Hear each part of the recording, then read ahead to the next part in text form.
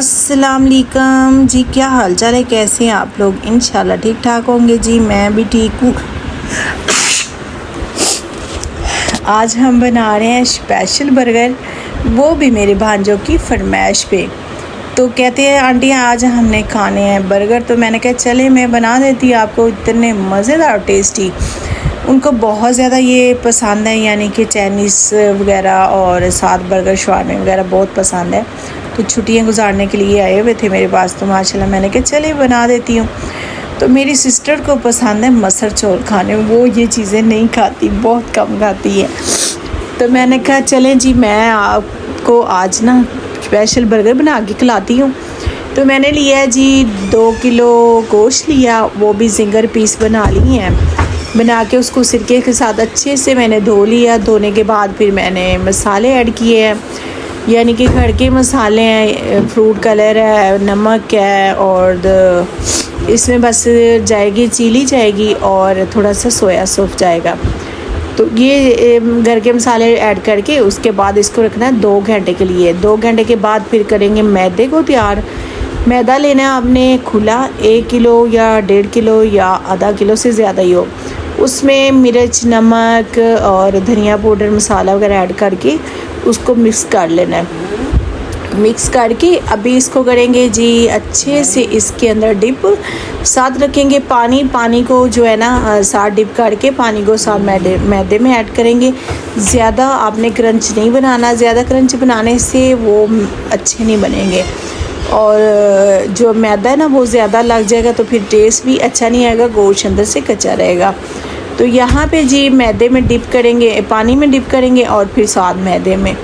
तो ये क्रंच इतना मज़ेदार और टेस्टी बनने वाला है जी। साथ अब सारे बना के उसके बाद करेंगे फ्राई, क्योंकि फ्राई फिर साथ बन जाएंगे तो फिर आराम से फ्राई हो जाएंगे। उतनी क्रंच भी जो है ना इतना मज़ेदार, इतना टेस्टी बनता है। तो मेरी रेसिपी देख के आप बनाएंगे तो आपको बर्गर बहुत मज़ेदार बनेंगे, इंशाल्लाह आपके पसंद ही आएंगे।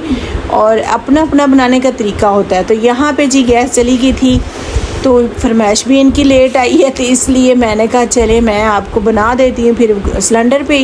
तो यहाँ पे सिलेंडर पे हमने फिर बर्गर वगैरह तैयार करने शुरू कर दिए। तो ये देखिए माशाल्लाह मैंने जो पीस थे वो अच्छे से बना के रख लिए। अभी ऐड करूँगी, एक पे लगाऊँगी मेयोनीज़ और एक पे केचप लगा के फिर पत्ता रखेंगे, सलाद पत्ता। उसके बाद बर्गर का जो पीस है, चिकन पीस, वो रख के बर्गर तैयार माशाल्लाह से। आसान बनते हैं, जल्दी बन जाते हैं, पर ये है कि आप बनाने में दिल लगा के चीज़ बनाएंगे ना तो वो ज़्यादा अच्छी बनती है। तो मैंने इसलिए पहले बनाए थे मसर चौल, तो वो बच्चों ने खा लिए। तो रात के बज रहे थे 11, तो कहते आंटी हमें ना आप बर्गर खिलाएं अपने हाथ से। मैंने कहा चले मैं खिला देती हूँ, कोई बात नहीं। तो यहाँ पे देखिए कितने मज़ेदार, कितने टेस्टी। आपने एक पे मेयोनीज़ लगानी है, एक पे आपने केचप लगा लेनी है। इतना आसान, इतना मुश्किल भी नहीं है और जल्दी बनने वाले हैं। ये बच्चे भी बना सकते हैं, इतना मुश्किल नहीं है। जिंगर बर्गर तो बनाने आसान बहुत होते हैं।